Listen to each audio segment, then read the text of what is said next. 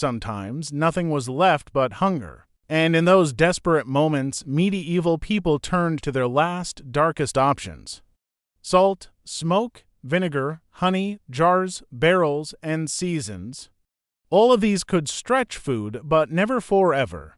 And when supplies ran out before spring, when the cellars were bare and the fields still frozen, medieval people faced their harshest teacher, desperation. In those moments, survival meant eating what was never meant to be eaten. Famine foods, they called them last resorts that kept life clinging on when everything else was gone. Picture a village in February. Snow lies heavy. The smokehouse is empty. The last barrel of grain has been scraped clean. Children cry with hunger, and men stare at fields still hard as stone. What's left? Bark stripped from trees, ground into powder, mixed with rye to make a bitter, barely edible bread.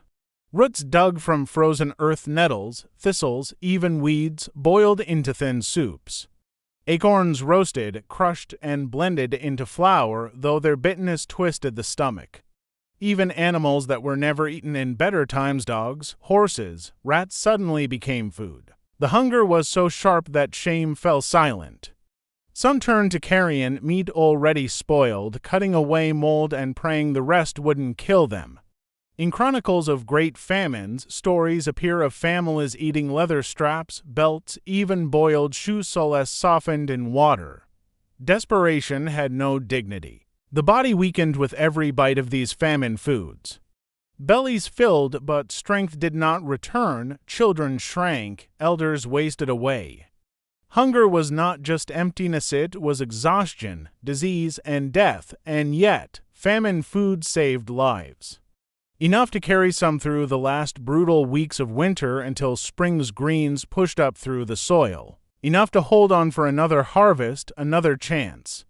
It was the darkest side of medieval preservation.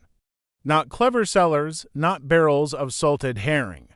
But desperation, chewing bark, drinking thin soups of weeds, praying for one more sunrise, and it reminds us. Preservation was never about luxury.